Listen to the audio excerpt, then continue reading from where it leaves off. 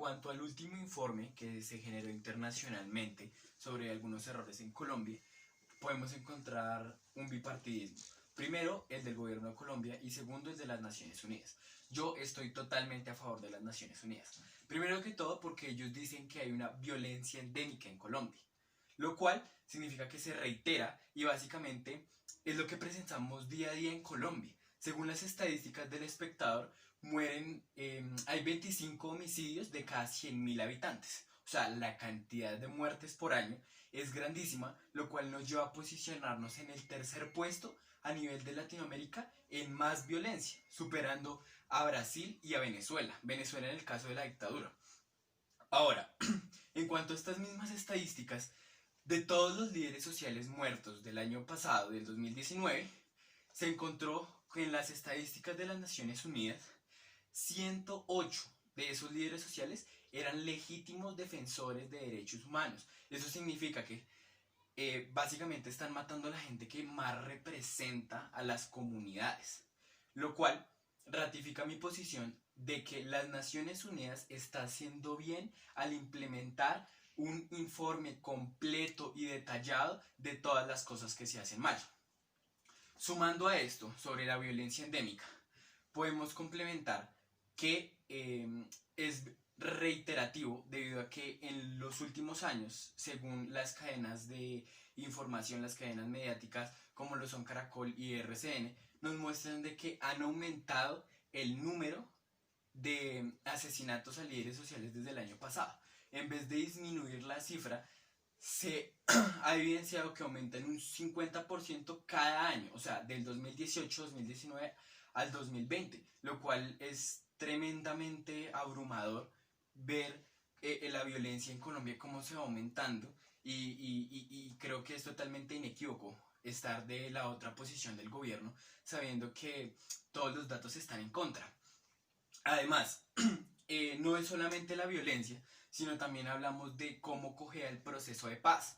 Entonces, básicamente, lo que nos muestra el último reporte de financiamiento del gobierno es que no hay ni un solo peso en la reforma rural, lo cual afecta a todos los campesinos, porque eso significa que no habría la restauración de víctimas en todo el proceso que hay para que pues las personas vuelvan a sus tierras y encima no hay el cambio de cultivos ilícitos. O sea, siempre se sigue cultivando coca y se vuelve, volviendo al punto anterior, siempre se vuelve a la violencia y siempre se buscan caminos ilegales. Entonces, si no hay una reforma rural, no podemos cambiar los otros factores que directamente nos correlacionan a la anterior. Y todavía más impactante, sin estos puntos fundamentales, no podemos pretender que se avance en el proceso de paz porque eso afectaría los acuerdos que se tienen pactados. Por eso hay algunas disidencias, aunque hay una gran parte que está tratando de colaborar con todo este proceso y colaboración constante que se lleva con el gobierno. Además, uno de los problemas fundamentales en esto es que se ha demostrado que la OMS en sus estudios muestra cómo afecta a las personas el glifosato. Es de una manera totalmente terrible. Básicamente porque ataca el cuerpo debido a los alimentos. O sea, pueden causar diversas enfermedades, ya que el glifosato para erradicar tiene bastantes químicos que pueden llegar a afectar la tierra en sí y posteriormente, que es lo que nosotros vamos a consumir. Sin embargo, el gobierno está totalmente empeñado en utilizar el glifosato. No se sabe de manera directa por qué, pero se han dado unos anuncios de que desde Estados Unidos, debido a la cantidad de cultivos que tenemos en Colombia y somos uno de los mayores productores, el gobierno está en todas sus instancias para requerir este elemento, aunque dada mi posición, estoy con las Naciones Unidas de que según los registros del Ministerio de Salud acá y sobre todo pues concatenando, ¿no?, el proceso que se lleva con los diferentes dirigentes de paz, se ha dicho que hay un 95% de efectividad en la erradicación manual, que los campesinos quiten propiamente los cultivos ilícitos, la coca y cultiven productos propios. sin que haya necesidad de la intervención del narcotráfico o otros grupos ilegales al margen de la ley. Entonces, básicamente, no respaldo en lo absoluto el gobierno y su idea de implementar glifosato, sino de una u otra manera me devuelvo a que debemos percatar y estar de este lado de evidenciar lo impactante que puede llegar a ser utilizar el glifosato cuando ya ha sido desaprobado por la OMS, que es la Organización Mundial de la Salud, y sabemos el riesgo que podríamos llegar a tener en nuestro país. Por último, tendríamos lo que son las protestas sociales, y es uno de los puntos fundamentales que me parece tocar, y es increíble el uso de la policía, el ESMAD y el ejército. Primero que todo, se ha visto que aunque lo que pasó con Dylan Cruz, el elemento que impactó su cráneo, no era del todo avalado, ¿sí?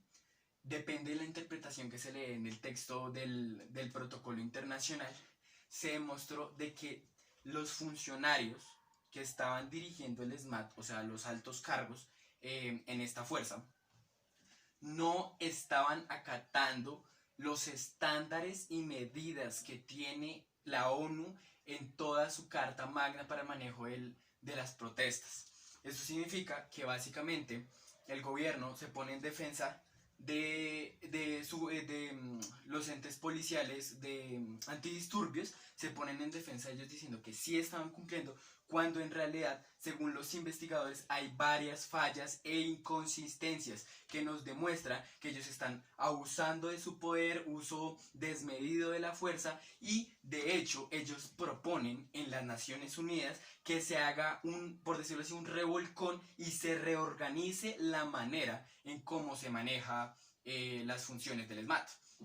Ahora, en cuanto a los policías, es inadmisible que los manden a oprimir medios de comunicación y casas de jóvenes universitarios días antes de las protestas para causar y empoderar el miedo en nuestra ciudad, cosa que está totalmente, por decirlo así, está totalmente cerrada a lo que son los derechos humanos, según las Naciones Unidas, y es algo que no se puede volver a repetir, se debe tener estricto cuidado con este tipo de medidas. En cuanto al ejército, se ha planteado que definitivamente no se debe sacar al ejército cuando están haciendo las protestas sociales. Es totalmente grave hacerlo, porque básicamente lo que infunde es miedo, y en vez de manejar adecuadamente los procesos con lo que ha colocado la alcaldesa, que fue catalogado como uno de los mejores proyectos a nivel internacional, que es lo de los madres gestoras de paz y otro tipo como de mecanismos con defensores de los derechos humanos en los cuales se mantiene un buen ambiente y una buena convivencia. Básicamente sacar al SMAT es una forma de negar el derecho básicamente a manifestarse, a expresar, a su libre expresión, con lo cual se ha dicho que el ejército es una medida totalmente equivocada que está manejando el gobierno colombiano, y a mí no me representa en lo absoluto esas medidas del gobierno. Yo estoy totalmente a favor y me reivindico en esto que estoy diciendo en cuanto a las Naciones Unidas, porque las medidas que está tomando el gobierno son totalmente una payasada, son totalmente malas en cuanto al manejo del poder, y se ha demostrado en este informe, por eso estoy a favor del informe. En cuanto, aunque es mi país, realmente no se está tomando las decisiones acertadas y estamos totalmente a la deriva en nuestro estado. Además, y por último, me parece totalmente unos argumentos fuera de lugar, totalmente fuera de lugar y inconsistentes, que salga uno de los dirigentes del gobierno a decir que el informe de la ONU fue una chambonada, ¿sí? Y después salga el presidente diciendo que hay imprecisiones y que no se dice la verdad, cuando todos los datos son demostrables, están ahí, las estadísticas se muestran desde nuestro mismo país y desde entes internacionales. Además, el partido del gobierno, el Centro Democrático, intentó cerrar la oficina de los derechos humanos acá de la ONU en Colombia, intentó cerrarla porque no estaban de acuerdo con todos estos procesos. Entonces, aunque yo esté a favor, no significa que va a invadir o violentar la otra posición. Entonces me parece que es aún todavía más equivocada el otro partido o la otra parte de este tema. Y ya por último y para cerrar, básicamente quisieron borrar el informe en Colombia. Entonces, creo que si lo están intentando borrar es por algo, ¿no? Porque el delegado de la ONU salió diciendo que era importante recalcar que busquemos soluciones. Y si yo estoy del lado del que busquemos soluciones, tal vez cambiemos este país algún día. Muchas gracias.